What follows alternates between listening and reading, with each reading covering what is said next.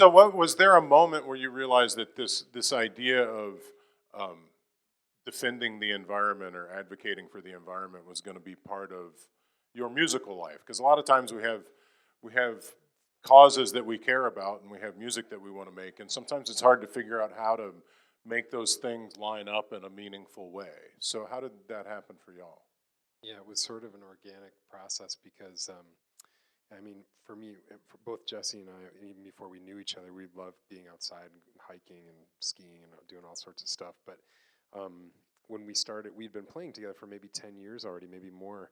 And we would just go out and hike together. And right now we live up north of the city, about an hour up, kind of in the woods. And so we thought we'd go out and just hang as buddies. And it's kind of nice as musicians to have friends that you play with, but also you just want to hang out with them. And that's where Jesse and I were at. And we thought, what would it be like if we actually went somewhere really intentionally for a few days, like with no distractions, really off grid, and just wrote music, thought about what a project would look like if we tried to birth something like this. And so we actually had an idea kind of going into it, but we didn't know we'd end up with like the video we just came up with. And it's been one step at a time that you can't see out in front of it.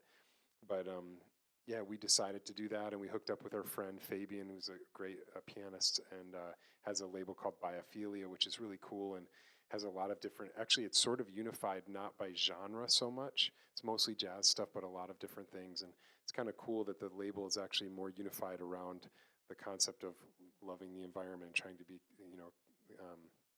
conservation and environmentalism and activism. We're doing a cleanup this weekend that everybody on the label has to, at some point, you have to be participating in these cleanups. And it's just it's not a huge deal. It's like you go give an hour or two of your time, but the feeling of it and sort of the awareness of it changes your perspective. And I think it's a cool, really tiny positive thing that we can do that sort of, ties in with the music that we're playing. And so, being outside is all we'll go out and rehearse outside. We'll write tunes out in these places, and it's given us so much inspiration over the past few years and over our whole lives, really. That this project, after we did our first one, we did a studio album, and we were really excited about how it came out. And we wanted to do these videos outdoors because of this connection. But it was sort of a Milli Vanilli thing where we're recording this studio album and then going outside and playing along with ourselves and getting a video. And the videos are really cool. We were really excited about them. But we had a few people kind of challenge us along the way, saying, well, was that legit? Were you really outside recording in the middle of nowhere? And we thought, well, what would it be like to actually do that? And so it took a couple of years of like, most of our work, we practice like crazy and memorize all this music and everything, but I would say most of our work in the last year, maybe two, is actually getting funding and getting permits and getting all of this logistical stuff lined up to do a project like what we just did with these National Geographic photographers. And it was really exciting, but it took a ton of work. It's a business. It's really something we had to put a lot of heart and energy into. And so to be on the tail end of it now, or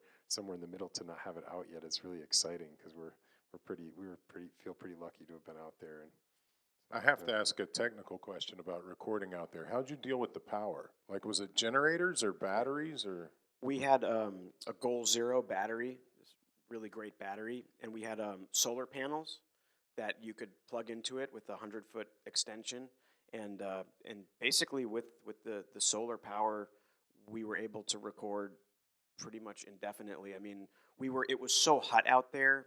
It was, we were in the desert, so it'd be 100 degrees, and so really the window that we could record was like between 5 and 8 p.m. So we would spend most of the day, finding a place to play, getting all our gear there, setting everything up. It was really intense because then there was this incredible weight on the moment, right? So you fire up all the gear, get the Pro Tools going, and then all of a sudden, after all that, it's like, okay, guys, like, time to record. Make some music. Don't screw up. Yeah, don't screw up. So, yeah. Did you hike the stuff in? Like, how far from a road were you? It depends on the location. The second one, I mean, sometimes as much as a mile, and you could see some of the locations you had to climb quite a bit. I should also just say, you guys are the only people on Earth that's ever seen that video.